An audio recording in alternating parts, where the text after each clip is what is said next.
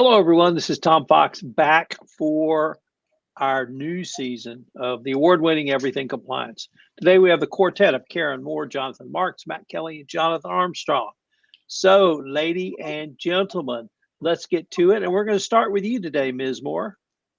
Wonderful. I'm so glad that we're back in the flow because there's always so much to talk about. And I recently read a complaint that was filed in the Southern District of New York. It's a whistleblower retaliation claim, violations of SOX Title 8, whistleblower protections. Now, it's only a complaint. We don't have the respondents filing yet, so take all of this as alleged. But even with the facts alleged and the statements made, there's some, kind of thinking and learning that we can do. So it's an interesting little case. This is Rodney Campbell versus Adobe. It's very important that we look at the time frame here. So I'm going to just run through the time frame and then kind of run through some of his claims and statements on what constitutes retaliation here and how he claims himself as a whistleblower. So we've got January 6th of this year. Campbell was hired as the Director of Third-Party Risk Governance and Awareness. I love the title, with a mandate to modernize and operationalize TPRM. He was reporting into Robin Brown, who's a senior director, and this was all within the controller's office at Adobe. So we've got mid-January, so we're coming on a week or two after his hire date. He conducts an initial risk review and shocked, that's the word used in the complaint, by the absence of risk classification, despite the fact that they've got like more than 8,000 vendors in the system, the lack of a tiering structure, poor operational control, lack of monitoring. So, his initial review a week or two into the job is that there's a lot of work to be done. And then not long after that, not clear on the date, but within a day or two, he makes recommendations to his boss that the fiscal year 25 plan that has been filed needs to be revised. She allegedly refuses on the basis that reversing a plan that's already been presented created risk for the organization. Now we're in February, so we're just about a month after his start date. Campbell emails Brown to share his findings on regulatory issues. So regulatory misalignment with a host of US and international regulations, including SOX, SEC 10b-5, GDPR. There are no details, it's just kind of a bit of a list. And then March 3, we are now almost exactly 2 months after his start date. He delivers a formal TPRM report to Brown, documenting allegedly, again, in detail, regulatory violations on behalf that the company has engaged in. A few days later, March 6th, presumably he's had very little or no or frustrating response from Brown.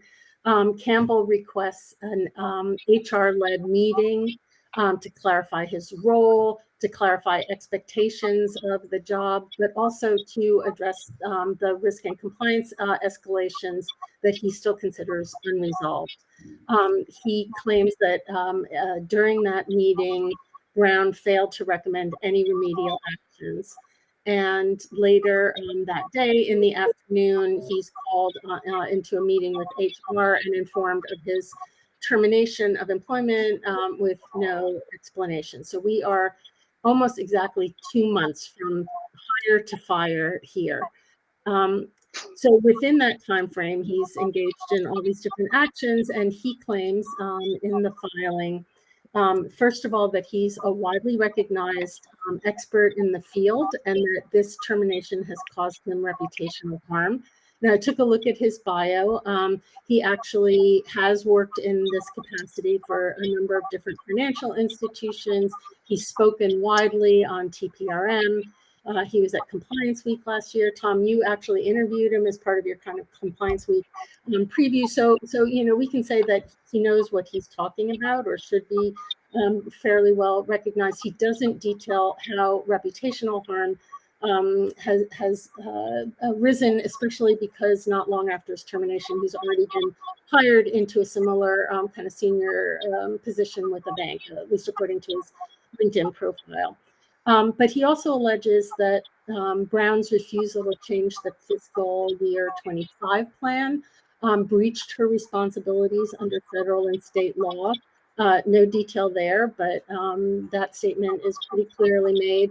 And more importantly, I suppose, from the retaliation perspective, he claims that Brown engaged in a range of retaliatory activities starting January 25th, so kind of, close to a month after a start date, through till March 3rd, including excluding him from important meetings that he should have been at, giving kind of vague and undeserved criticism of his performance, but also refusing at the same time to provide him with performance reviews at the 30 and 60-day marks, which are required under Adobe policy.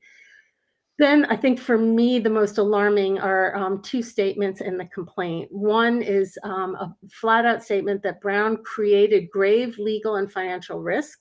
That's a quote, when she refused to address the third party risk that he identified, and also when she engaged in retaliation. And then also just a flat out statement, Adobe's failure to disclose the internal failings identified by Campbell constitutes shareholder or investor fraud. No details, and potentially violations of federal securities law and mail and wire fraud. So some pretty bold statements there about not only his direct supervisor, but also the company's activity and the liability that they have created for the company. And they then conclude the complaint by saying that Brown knew, or she at least should have known, about his protected status, that he was considered a whistleblower for having raised these concerns, and that in acting as the company's agent in the termination, that this was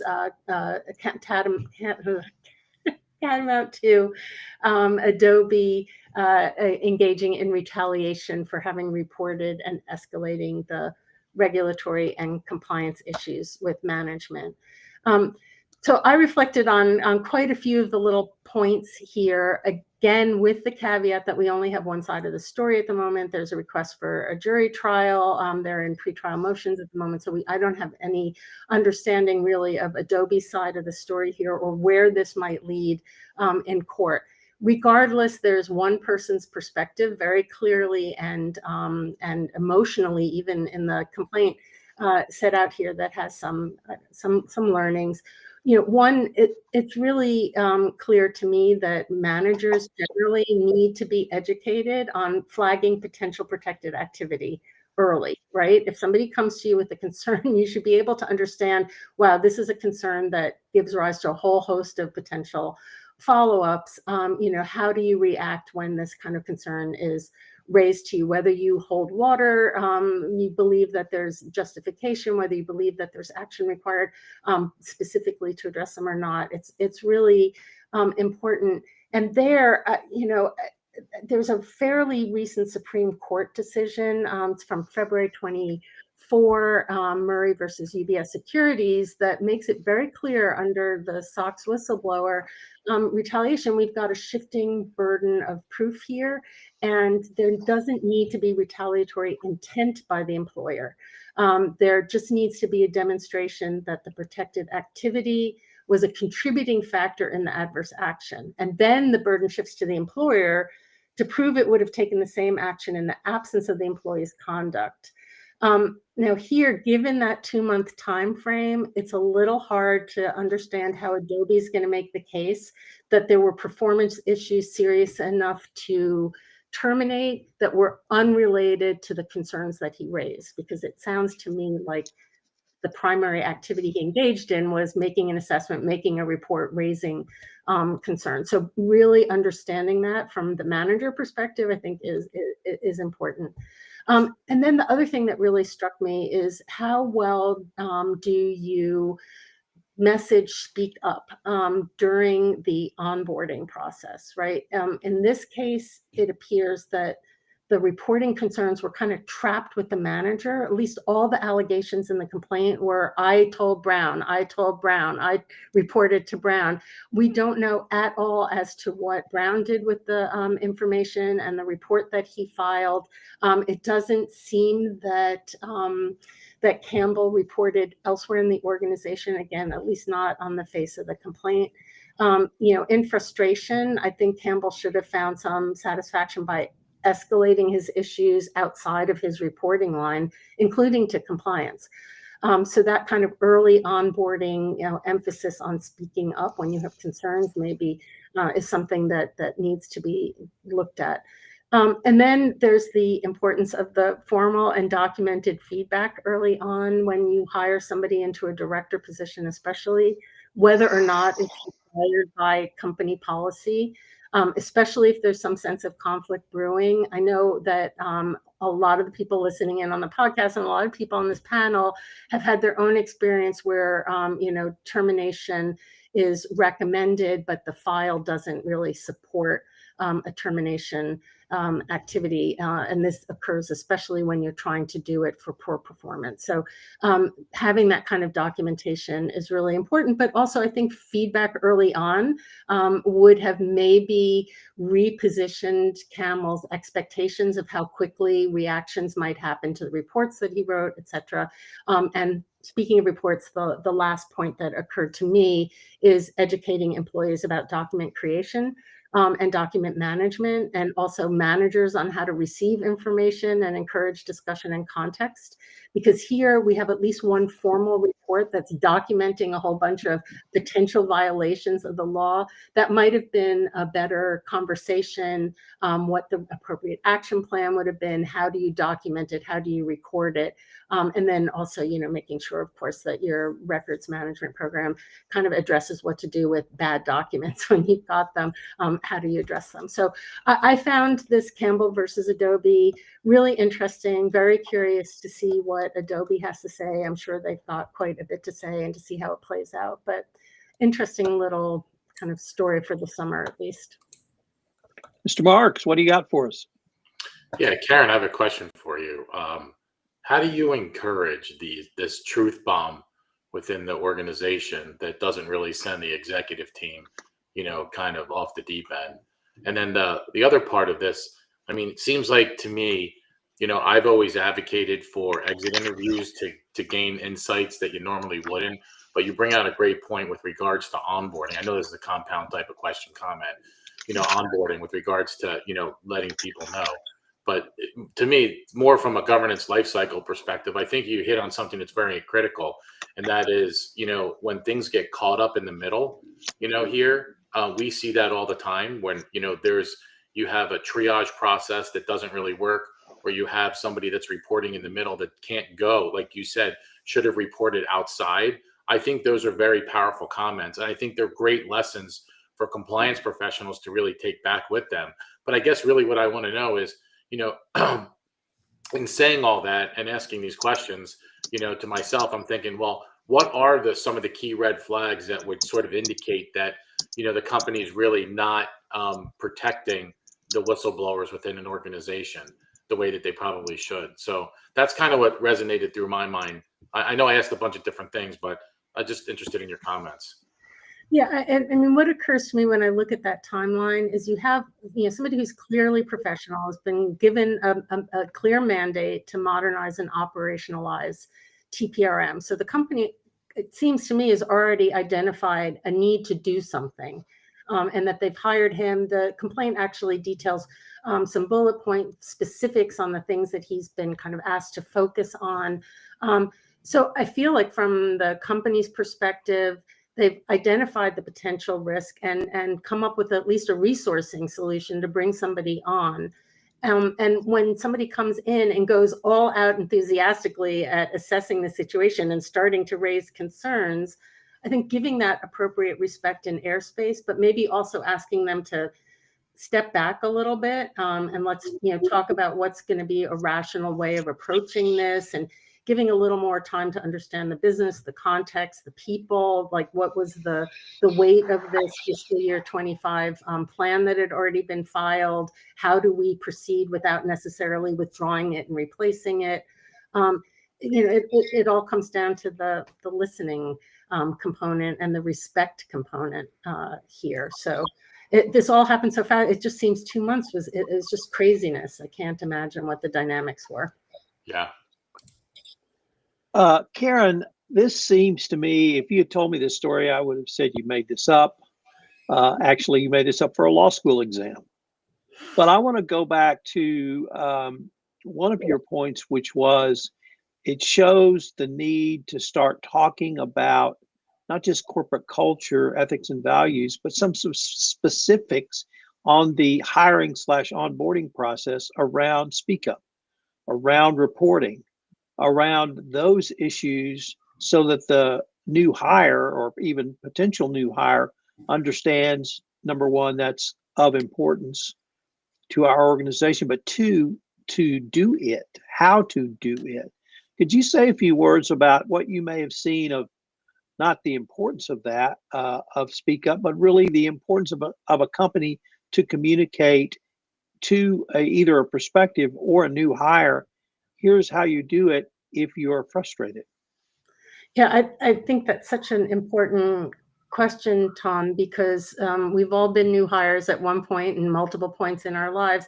In your first week or two, and this is the time frame that we're talking about before he starts really generating information, you are flooded with so much, everything from how to log onto your computer to how do you get things printed to what health plan you should be choosing. And then you get the code of conduct and you're meeting with your boss and you're trying to make a good impression. And there's so much happening in that first week that there's a lot that gets lost. And trying to identify that, look, your relationship with your direct supervisor, with your team, with your function, all of that is really important. But you always have an outlet. You always have an opportunity to come to compliance, to come to audit, to come to legal, to come to HR. There are a whole bunch of places that you can go, but really hitting that message home and making it personal, I think is, and making it stand out from the rest of the noise. I think it's a hard thing to do. And if you look at the fact pattern here, you don't expect people to start running into trouble on week 2 of their start date. But I don't know, a personal letter, even if it's a form letter from the compliance department to a new employee, some sort of opportunity to explain and assess and have some sort of onboarding. Ideally, you have kind of personal onboarding when you have a large company, where compliance has a role to play. And literally you do some role playing. How do you speak up about concerns? Not report problems, not say we're violating the law. Oh my God, what should we do? But just like, wow, I have some concerns here and I'm not really sure they're being heard. Any recommendations on where we can go from there if your direct supervisor is not the one that is helping you out there. I don't know. I don't know that anybody's cracked it perfectly. All right. Matt Kelly, are we becoming socialist in America? Or are we already socialist?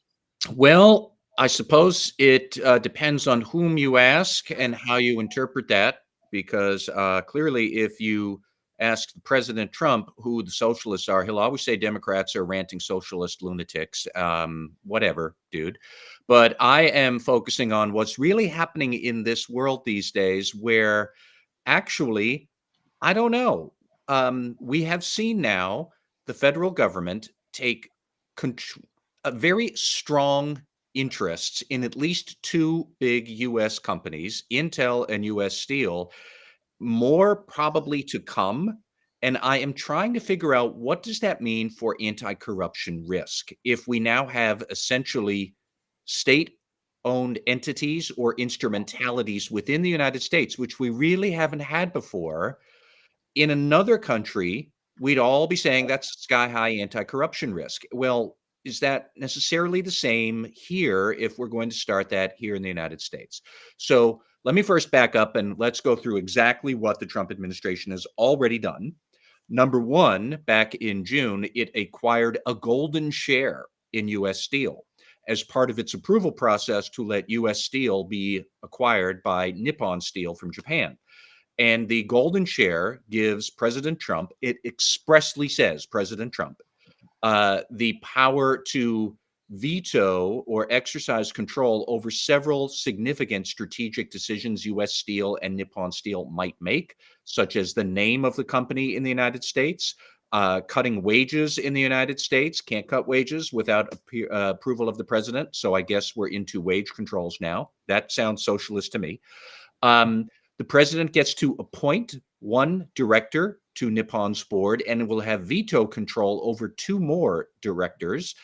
And there are assorted other things the president can or cannot do, or will have authority over what Nippon can or can't do with the golden share. But I don't think that actually means we own equity in U.S. Steel, as opposed to Intel, where now the United States does. So last week, as part of his strong arming of Intel, President Trump got Intel to agree to sell, I'll put air quotes around that for those who are only listening, 10% of Intel to the Trump administration in exchange for $9 billion of CHIP Act funding, which the Biden administration had already agreed to provide to Intel as a subsidy to help Intel be a still economically viable microchip manufacturer. And I'll be right up front, I believe we need that. We need to support Intel. But we went from giving it grants, which the Biden administration had promised, to Trump saying, no, if we're going to give you that money, you give us something in return.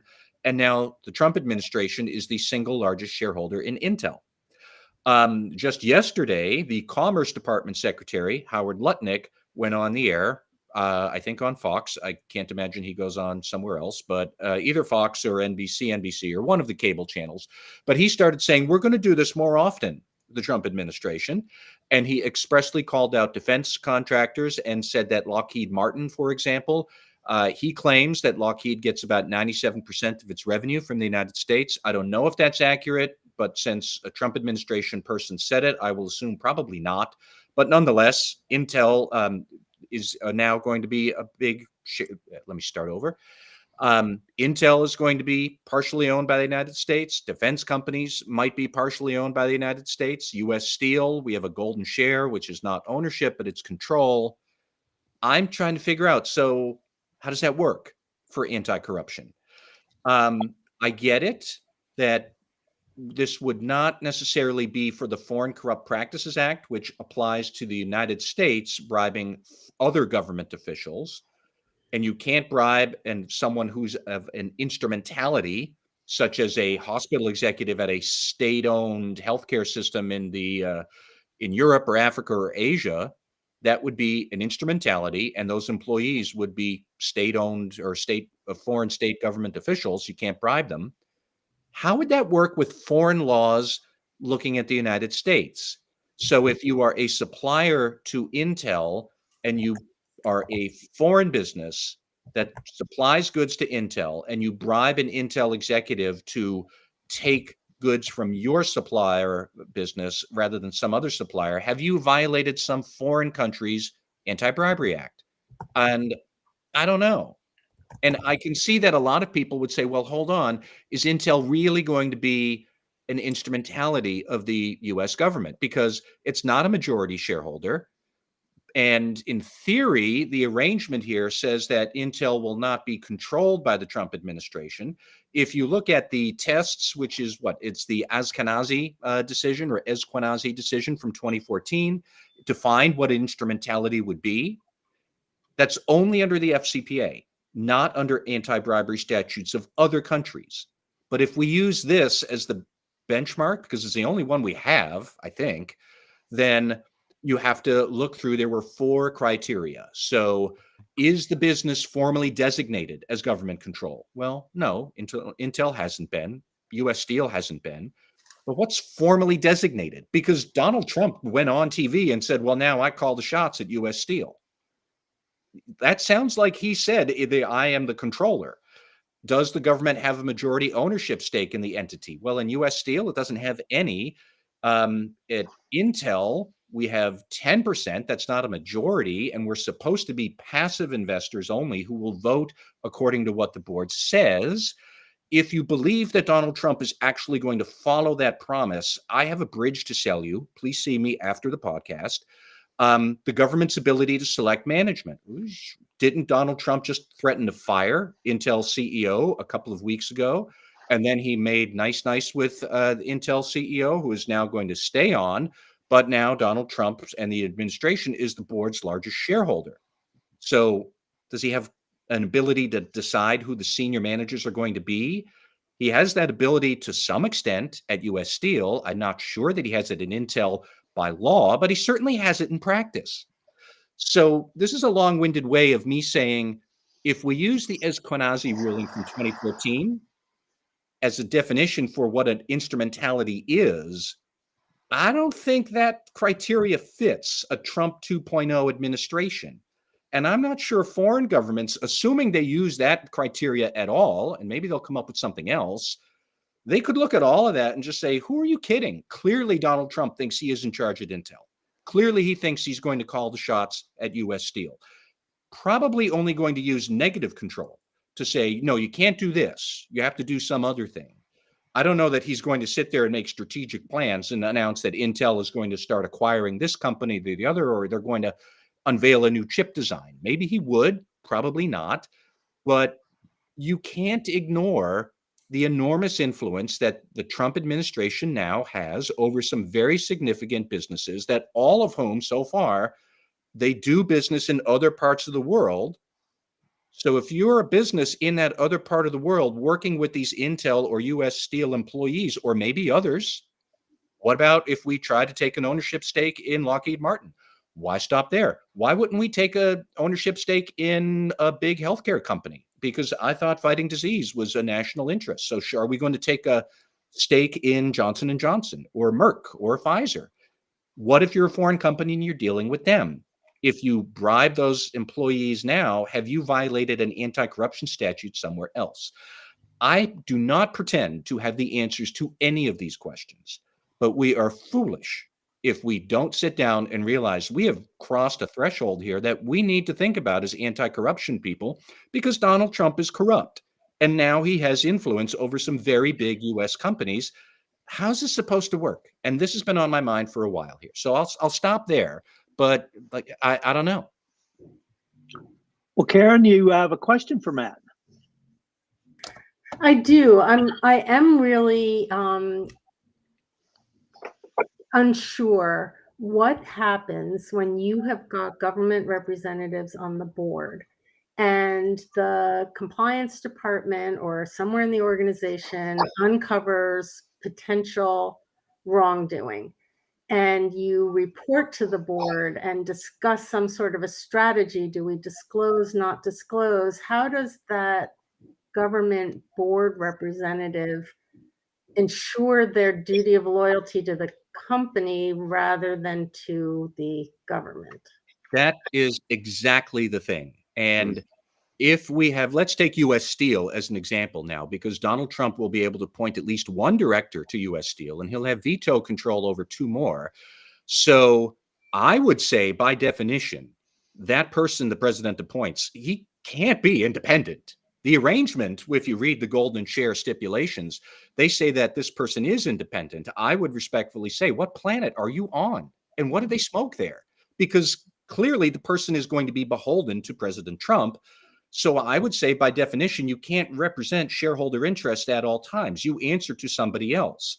So if that person, is that person going to be on the audit committee? If you had an incident that had to be reported to the audit committee, then they get word of it. If we're talking about misconduct that might actually be regulated by the Trump administration, that's an inherent conflict of interest. We've never had to consider this before because we have never been so, I don't know, short-sighted, foolish, socialist, whatever adjective you want to say. We've never done this before, really, as a country. We did it briefly right after the financial crisis, where the Obama administration took ownership stakes in the automakers, but with the express and clear intent to get out of that and sell it as soon as possible, which they did.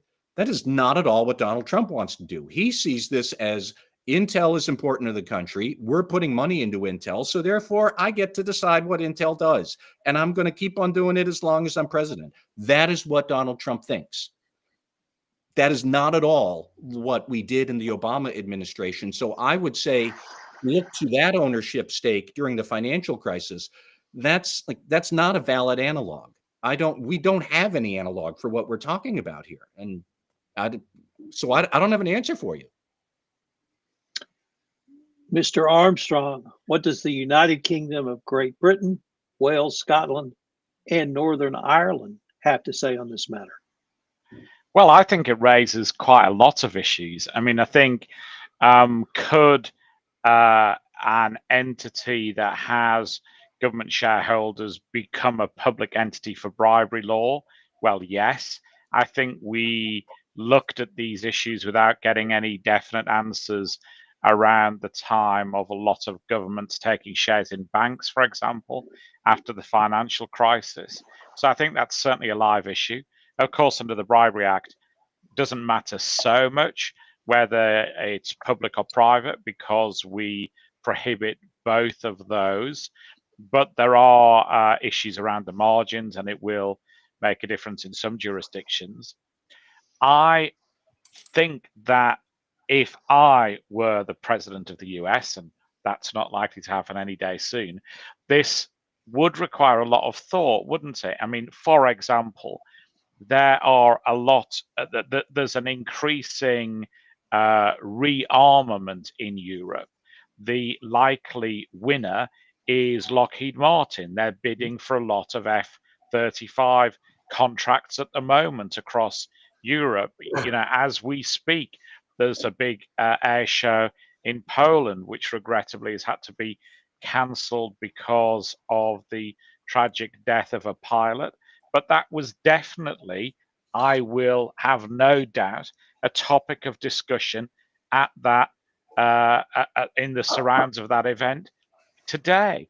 The fact that Lockheed Martin might go closer into US state ownership might mean that a lot of nations look for alternative sources of supply because they're worried that if they support Ukraine, for example, and the US administration doesn't, they won't be able to get parts, they could be embargoed, etc., etc.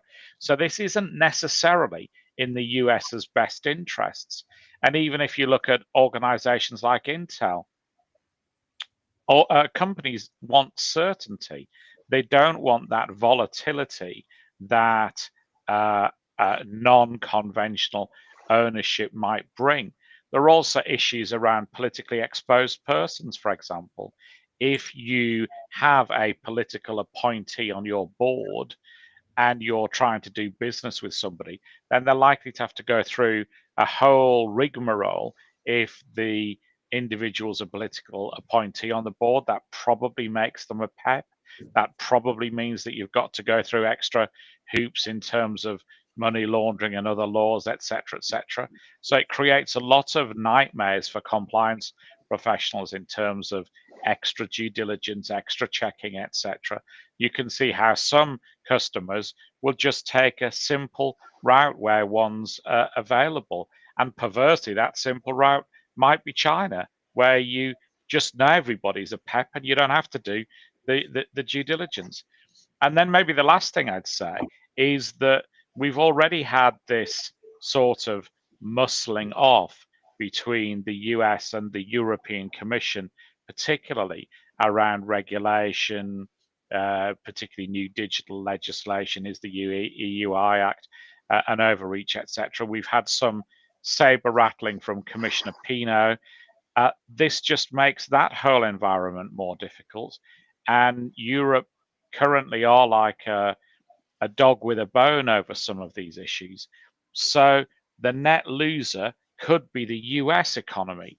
It's not as binary as you think in world affairs like this. Well, I mean, I agree with all of that. And, you know, what a shocker that a president who went bankrupt 6 times and has failed at pretty much every business he's ever launched might have economic poor judgment. But nonetheless, I think your point about politically exposed persons is excellent. What are we supposed to do with this? Like the appointee to U.S. Steel's board by the president, clearly that seems to me that would have to be a politically exposed person. How are you supposed to treat that if you are a U.S. Steel customer or supplier or something like that? I would love to know what U.S. Steel people think about this too. Not that they'll ever tell me, but I mean, this is a terrible precedent that opens all sorts of unpleasant cans of worms.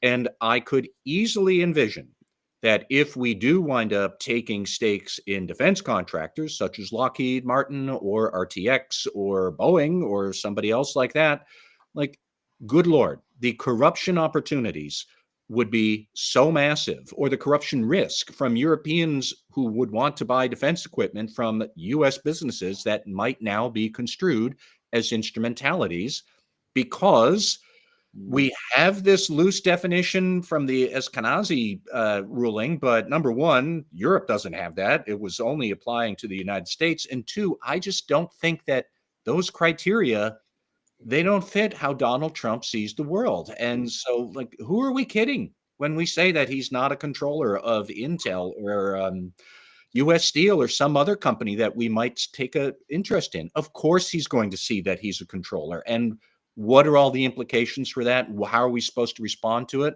We have no idea, but we are going to find out the hard way, I fear. Matt, I have to tell you, you just got a shout out on Twitter from Howard Sklar. All right. Well, with that, and that's really inside baseball, guys. Mr. Armstrong, can AI be the responsibility of the compliance function, or should it be sent elsewhere? Yeah, I think this is something that we are talking about at the SCCE conference in Nashville that's upcoming.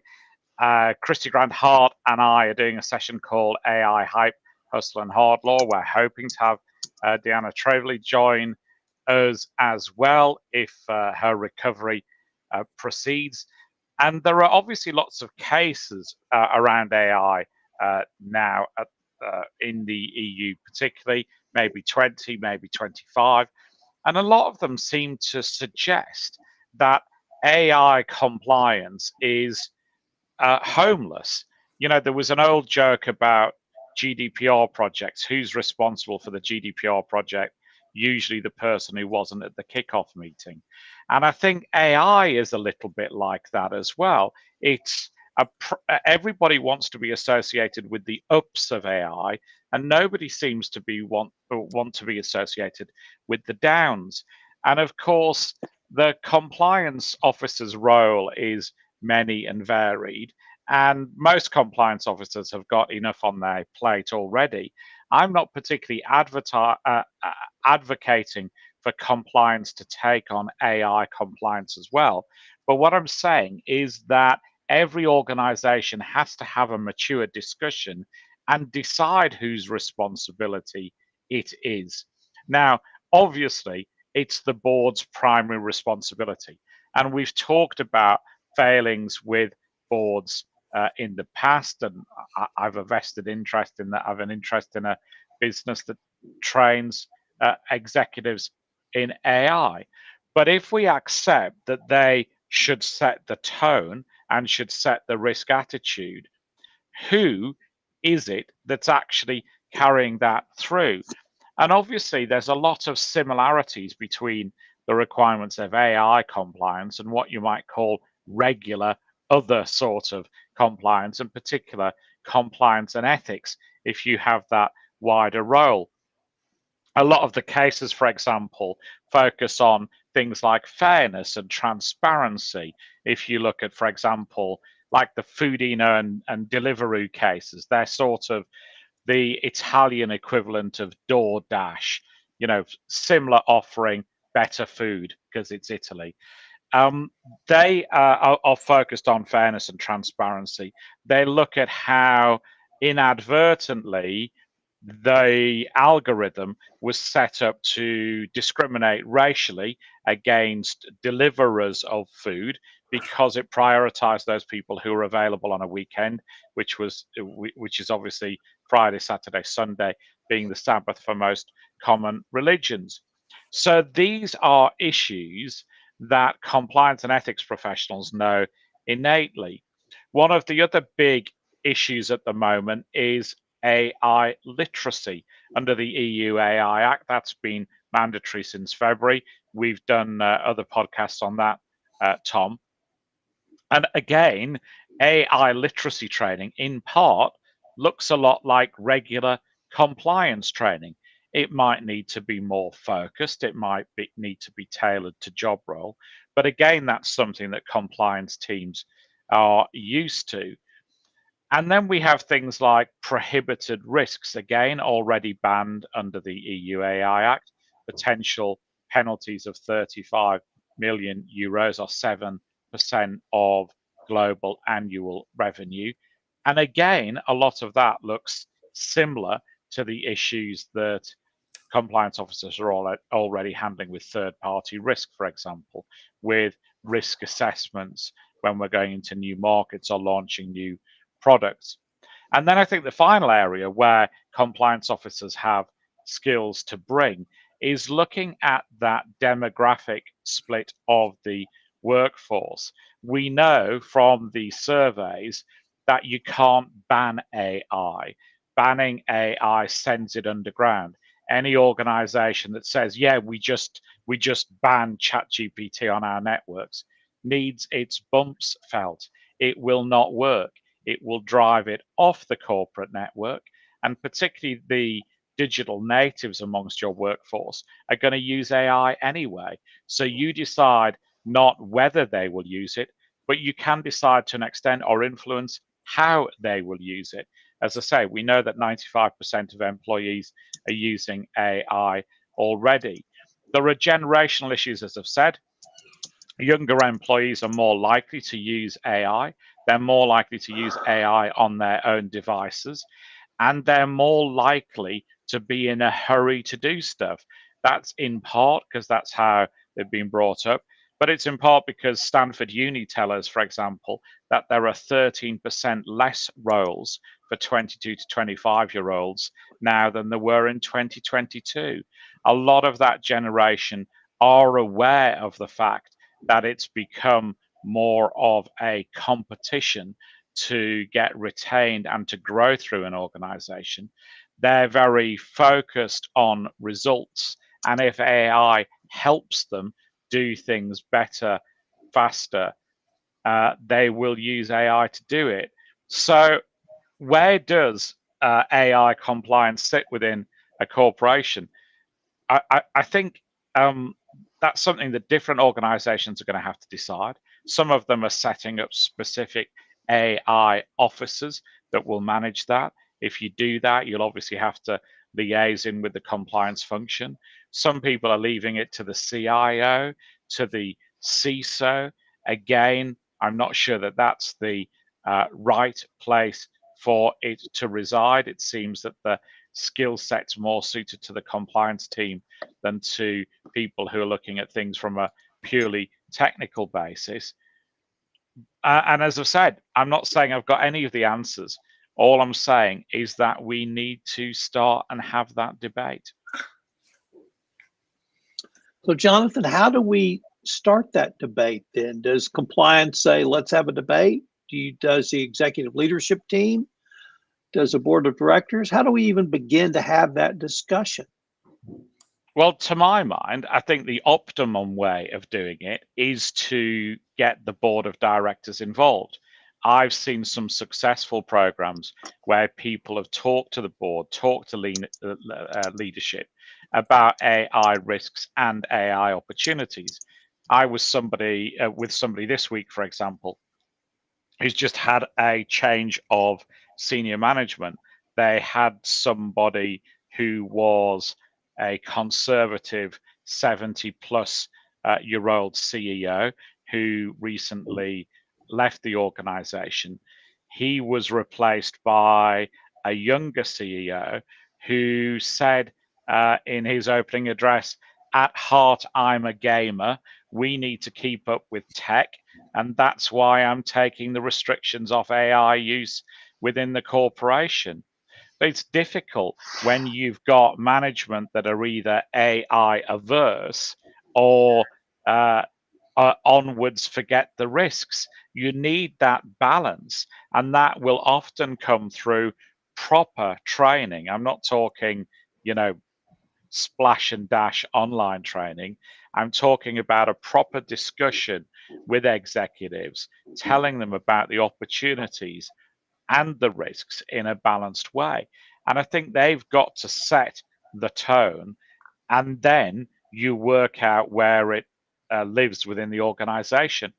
And if you're a chief compliance officer or a senior compliance leader or a general counsel, and you're concerned that that discussion isn't taking place at board level, then I think you do need to suggest that. So that might be speaking with friendly non-executive directors, explaining to them where the problems might lie, and considering how the organization's going to address that risk. We know that there are likely shareholder actions if people do nothing about AI. And as I say, that could be missed opportunity. It could be exposure to risk. But these are discussions that have to take place. So, Matt, do you have a question or comment for Mr. Armstrong? Well, just a quick comment, since Tom, you had asked how compliance officers might get this conversation rolling. I will say I think that is somewhat easy to do at this moment, because it is so easy to paint some very vivid pictures of AI gone wrong. There is one AI and ethics compliance consultant out there, Reed Blackman, who I think is very much on the ball. He had suggested that you can start by painting out your ethical nightmares that might arise from AI oversight gone wrong. And then you kind of engineer back from that. How do we make sure we don't get there? If you just look at the front page of the New York Times or the Wall Street Journal this week, both of them have stories, for example, about AI chatbots that helped their users basically go suicidal crazy and kill themselves. And in one case, also killed another person. Ethical nightmare, legal nightmare, product responsibility nightmare. So there are ways to engage the board. And I think most board directors are at least aware that AI is a big deal. They can't ignore it. They might not know how to think about it wisely, but you've at least got them that they're open to paying attention to it. So you have an opportunity here. Yeah, I think that's definitely correct. And I've told this story before, but I can remember a data breach where it was rightly led by the senior non-executive director, very, very technical breach.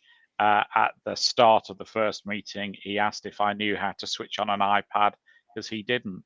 And if you've got that level of technical understanding, I think you might get boards that understand that AI is a risk and is an opportunity. But there might be almost an element of emperor's new clothes about it as well, that there's a fear in boardrooms to admit what they don't know. And I think having that conversation in a safe space is the way to go. I mean, for example, I know I'm not name dropping here, but I know a member of the UK House of Lords. He's very technically able. He was concerned that a lot of people were voting on AI legislation in the House of Lords without being able to open a laptop or switch on an iPad. And so he set up a little clinic. If you come to committee room B, I will teach you the basics of AI, and almost as if it's like an Alcoholics Anonymous meeting or whatever. There's no sign on the door, and come and confess all, and we'll correct it. And then you can leave, and there's no shame, no embarrassment, no public admissions. And I think a lot of boards, you'll know better the composition of your board and the age profile, etc. But that's a model that might work in many corporations as well. All right, Mr. Marks, we've had our first FCPA enforcement action in 2025 in the form of a declination. Was there anything in the short letter from the Department of Justice you were able to tease out for the compliance professional? Yeah, and thanks everybody. I read this when it came out, and I'm glad you put it on the agenda. It's kind of interesting. My first comments were limu emu, but then I started to go in a little bit deeper. And the question that you ask is, a good one. What is there for the compliance profession to learn from this? So I try to dissect it a little bit. I'll kind of talk around it, and then I'll kind of get to some points at the end. But it is the first FCPA declination of the year involving, an insurance company. And I think it was between 2017 and 2022, where the employees at Liberty General Insurance, its Indian subsidiary, I might mention, paid about I think it was about 1.5 million in bribes to officials at 6 state-owned banks. These payments were disguised as marketing expenses and routed through intermediaries. Nothing that we haven't seen before, but it produced $9.2 million in revenue and about $5 million in profits. So despite these, violations, the DOJ declined prosecution. And I guess everybody wants to know why. Why Liberty Mutual, they actually self-disclosed early, which I thought was great. They cooperated fully, accepted responsibility at the enterprise level. They conducted a root cause analysis, remediated systematically, and agreed to disgorge its profits. So I think all things that sort of make for all of this. But the one thing that I wanted to point out to the listeners are declinations are not get out of jail free cards. They're report cards with comments in red ink. And I think that's important to point out. And this case is much more than a declination. So, Tom, you asked a great question. And like I said, I started to really unpack this. But it is really a roadmap for compliance professionals under the DOJ's revised corporate enforcement policy, the updated evaluation of corporate compliance programs, and the June 2025 DOJ FCPA enforcement guidelines. And I'll get into that in a second. So 3 fundamental questions that I thought might be appropriate. The ECCP directs prosecutors to ask these 3 questions in every corporate case. And we all have heard these before, but for the listeners, is the compliance program well designed? Is it resourced and empowered to function effectively? And does it actually work? Does it work in practice? And every prosecutor, in my opinion, every prosecutor is now carrying around just 3 index cards: design, empowerment, and effectiveness. And can you answer all 3 of those? And if not, you already basically lost the exam that they're about to give you. But the Liberty Mutual case does provide a clear example of how prosecutors apply those questions. And I'll get into that. So, early self-disclosure, we mentioned that before. They disclosed the misconduct in March of 2024 before its internal investigation was finished. The DOJ's 2025 guidance makes it clear that waiting too long risks losing credit. So self-disclosure is literally like, to me, ripping off the Band-Aid. Wait too long and it hurts more, right? Full and proactive cooperation. They went beyond the requests, supplying names, translations, and data to the DOJ that they hadn't really asked for, but they thought that they had to do this, which I thought was great. And that proactive cooperation means showing up with your homework done and not waiting for the teacher to ask for it. So again, I think that really bode well for them. Fulsome acceptance of responsibility here. Instead of blaming rogue employees, Liberty Mutual admitted enterprise level responsibility. So again, this fulsome acceptance of responsibility is really, in my opinion, the adult version of saying, yes, it was me. And here's how I'll make sure it's not me again. Root cause analysis, which I've been barking about for years and years and years. But the company here really mapped out how the misconduct occurred, identified those weaknesses in oversight and controls, and then they reorganized accordingly. All good things, actually great things. Modern communication risks. So the DOJ highlighted that Liberty Mutual's remediation around ephemeral communications and messaging and social media, that I think is really important to bring out as well. So, to really get to the bottom line of all this, if your bribery scheme really doesn't pass the Wall Street Journal or the CNN test, would it look outrageous on the front page or in the news? Then you're probably square in the DOJ's new lane. But the lessons for compliance officers, which is really what we're getting at, risk-based agility, I think, is one. I think the ECCP expects compliance programs to adapt to emerging risks in the emerging risk landscape, including new technologies. Liberty Mutual had to overhaul third-party controls and oversight in India. Again, we talked about that. Governance for speed is another one, I think. The DOJ's message is clear. Disclose earlier risk penalties. Proactive cooperation, culture and ownership, I think, is another one. There's a couple more. Root cause, we mentioned that before, and the modern communication oversight. So I came back to all this and I said, after I unbundle this, what could be a bunch of good takeaways for the compliance professional looking at this case? And there's a lot more, and I could talk about this forever because I thought it was really interesting. But I would really, if I had to give some key takeaways, is that you really should anchor everything in those three questions that I mentioned before, the DOJ's ECCB questions. Build governance for early disclosure decisions. I think that's another one. Train teams for proactive cooperation. I think they did a really good job here at Liberty Mutual. Accepting enterprise level responsibility, not rogue employee defenses. We hear that all the time in what we do. Treat root cause analysis as the foundation of remediation, which I think is really critical. Manage messaging and social media risks as frontline compliance issues. A lot of folks don't do that. I think that's something that really needs to be hit with head on. Embed incentives and clawbacks into compensation systems. We've all talked about this ad nauseum. Some are doing it, some aren't. And use declinations like Liberty Mutual's not as exits, but as roadmaps for survival and credibility. So, sort of a little punchline here. Declinations, to me, again, are not exits. They're blueprints. The only real question is whether your program could survive now the Liberty Mutual test. So Liberty Mutual turned a damaging bribery scandal, in my opinion, into a teaching case by disclosing early, cooperating fully, and rebuilding its program. The DOJ's June 2025 guidance adds urgency. So enforcement is back, but now we're faster and there's higher stakes. So the question for every compliance leader out there, after kind of listening to me ramble on about this, is if the DOJ knocked on your door tomorrow, could you meet the Liberty Mutual standard and withstand today's FCPA lens?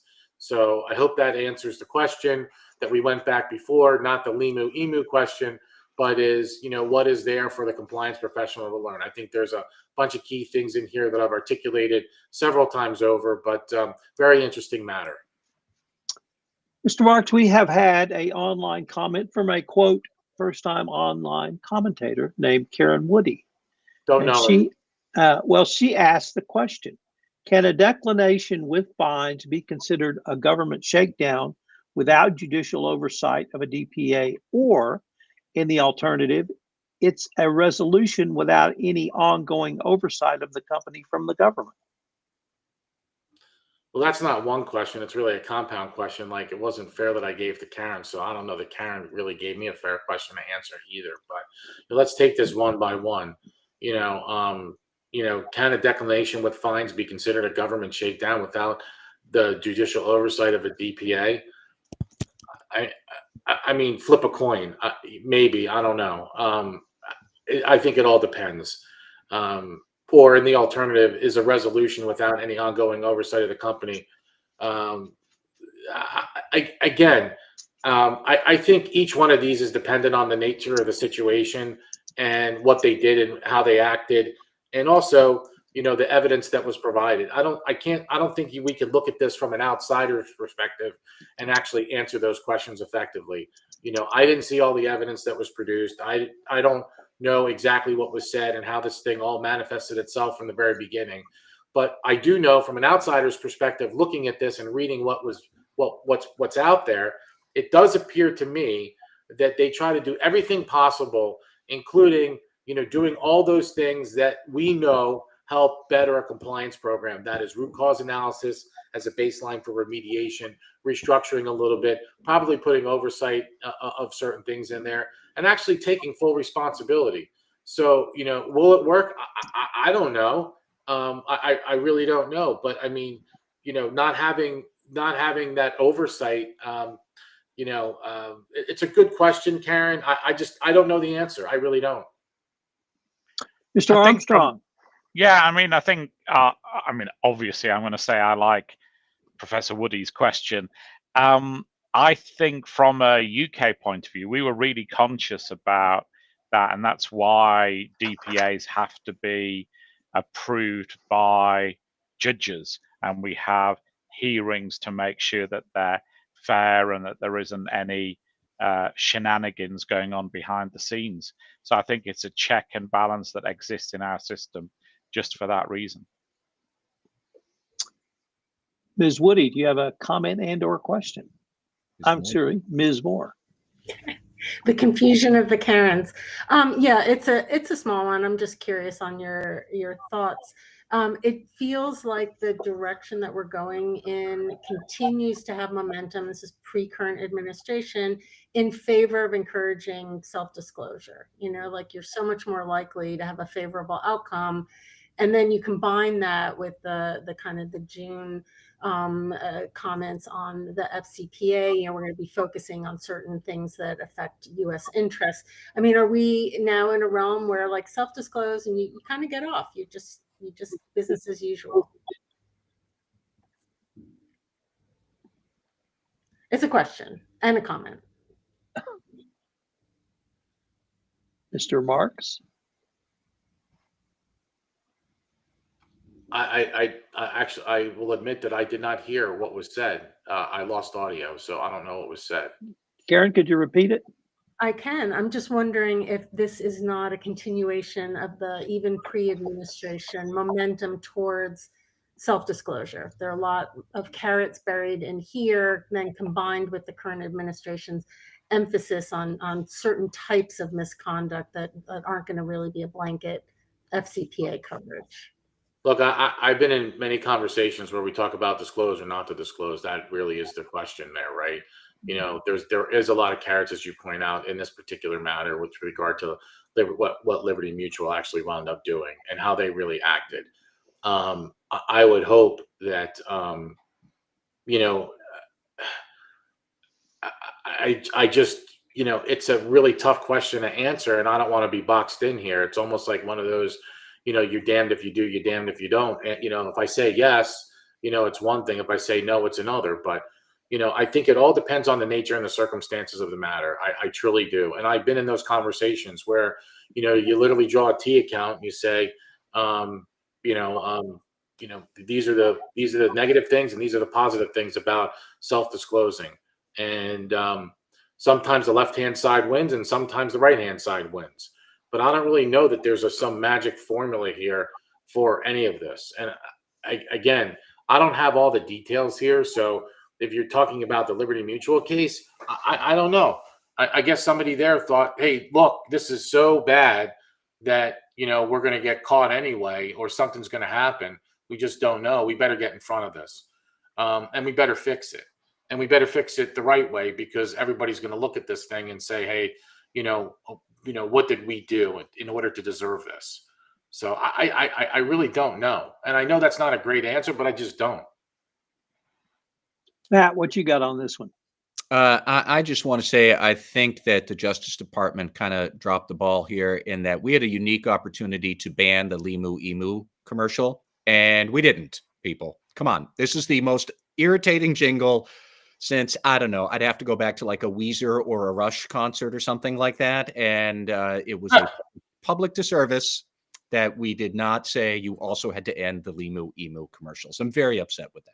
Yeah, Everything else that said. That I agree with you. All right, ladies and gentlemen, we are now off to our fan favorites, shout outs and rants. We will keep the same order, that being Karen Moore, Matt Kelly, Jonathan Armstrong, batting clean up today, Kyle Schwarber, in the appearance of Jonathan Marks, and I'll bet fifth.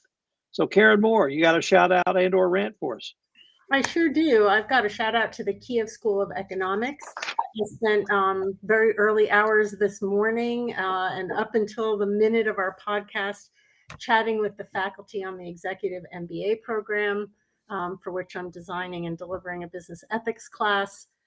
During the course of the faculty conference, you know, one of their sirens went off and a couple of people had to consider whether it was time to take their laptops and go down to the shelter. We had one faculty in fatigues reporting in from the field. There's a full cohort of students who are all anxious to make sure that if and when they can enter the global market, they've got all the tools that will equip them to do so. And I just have tremendous amount of admiration for the dedication and continued efforts. And I can't wait to start teaching in the January term. All right. Matt Kelly, the bar is high. I want to give a shout out to two specific groups of government employees this month.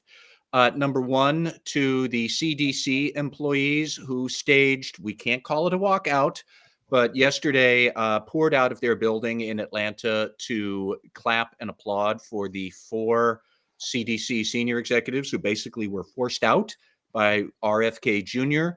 And he has now brought in a right-wing media influencer to run the CDC who has no healthcare experience, no medical experience, no public health experience. He has a lot of Twitter experience, and that's pretty much it. I don't know if that guy will be the permanent CDC director. Lord help us if that's the case. But to everybody at the CDC who said this is bad, we shouldn't do it. We can't, we have to speak truth to power. And if that costs us our job, so be it. Great. That is exactly what compliance officers say all the time, is that sometimes you have really difficult choices to make. And the CDC people did it. Ditto for people at the Federal Emergency Management Administration, who signed a letter and released it earlier this week saying that the FEMA administration is currently a mess. We are nowhere near prepared for any disasters such as hurricanes or other big, huge disruptions. And FEMA administration grants are not being dispersed, all this other stuff. They published a long letter warning of all of this to Congress. 36 of those people actually signed their names. They were, of course, promptly retaliated against by FEMA and Secretary Noem at DHS, who oversees FEMA, and they've been suspended. Good for them. They are doing the right thing, and I shout out to you. And I know it sucks if you are being suspended, if you are being retaliated against, if you are getting fired, but you are doing the right thing. And we owe all of those people a debt for putting their rear ends in the firing line to be able to try and stand up and point out where this government is woefully going wrong and dropping the ball. Mr. Armstrong. Yeah, well, my topic is going to need some explaining to US audience, but this is politicians behaving badly or those close to them. Now, I know you don't have those issues on your side of the pond, but on ours, we've had an episode with somebody called Lucy Connolly. Who's she, you might ask? Well, I think, unfortunately, dear listeners in the US, you're about to find out, and you are probably about to be as tired of her as I am, because apparently she's on a US media tour. Apparently she's going to be billed as Kia's political prisoner. So what are the facts behind it? Well, she was a childminder. She was the wife of a Tory councillor. And after the tragic Southport massacres, where children were killed by a rogue actor, she tweeted, and I quote, not an exact quote, you might guess the words I've changed: "Mass deportation now. Set fire to all the flipping holes full of all the benign people. For all I care. While you're at it, take the treacherous government and politicians with them. If that makes me racist, so be it." Well, obviously, it did make her racist. That message was viewed 310,000 times. It was retweeted 940 times. It was quote tweeted 58 times, and 113 people bookmarked it. Because of that tweet and others, people took this to the streets. They attacked the police. They did try and set fire to premises, as she had suggested. And while she deleted the tweet afterwards, of course, the damage had been done. She was charged in connection with the tweet. She appeared in court and pleaded guilty. She's not a political prisoner in the fact that she said it wasn't me and she was still convicted. She turned up in court. She pleaded guilty. She was sentenced, and she received a reduction in her sentence for pleading guilty. She admitted her part in inciting riots, civil unrest, and arson. There were other tweets as well. They didn't influence the judge's sentencing remarks that much. By the way, I've read the sentencing remarks. And by the way, Sakia does not appear once in those sentencing remarks. She was, the sentencing guidelines suggested that she would start with 3 years in jail. She was sentenced to 31 months and she served 9. She's out on license. Commonly, when somebody's out on license, they can be returned to prison if they do bad things again. But despite the fact that she was given credit for her guilty plea, she appealed against her sentence and she lost that appeal as well. She's not a political prisoner. She was a prisoner for doing bad things. And any US media audience that gives her the wherewithal to say that she's a political prisoner would do well to redress the balance and look at the true facts. Now, I know it's something that you would never experience in the US, but over here, we've got a trend at the moment of politicians and those close to them trying to rewrite history. Please, friends in the US, don't let it happen there. You may be too late. Mr. Marks, do Yes, sir. you have a shout out? I have 2 actually. One to Kyle Schwarber from the Philadelphia Phillies for actually being one of 21 people to hit 4 home runs in a game and 9 RBIs. Actually, incredible night. I happened to be there, so I witnessed it firsthand. The second is I've been going back to a lot of things that I've been doing over my career and reading over and over again some of the things that I had put on my bookshelf years ago. And I found a book that I had really fallen in love with way back when, probably maybe more than 15 years ago. And the reason that I have the Bloodhounds on my backdrop today is it's called The Art of Profiling by Dan Corum. And I really think it's one of those things that if you're in either forensic or compliance, it's something that, you know, Dan has his own profiling system. And I know he's worked with governmental agencies and others, and he's done a really great job at educating folks on how to use profiling as a deterrent in certain areas. And also from a forensic perspective, I started to think about how we could use that as well for forensic interviewing. More to come on that, but just a shout out to Dan for his great work that he's done over the years. And if you haven't read the book, The Art of Profiling, or his other book called Snapshot, I think they're really great reads for anyone in forensics or compliance. So I'm going to tell a story about the owner of the Dallas Cowboys, Jerry Jones. And you may decide for yourself if this is a shout out or a rant. Jerry Jones upheld the great Texas tradition that your handshake is your word. And when you shake a man's hand, you have a deal with him. Because he shook the hand of Micah Parsons and thought he had a contract with him to play football for the Dallas Cowboys. Just as Kyle Schwarber had a great night, well, Micah Parsons is one of 33 NFLers to have more than 12 sacks in his first 4 years and be named to the Pro Bowl each one of those years.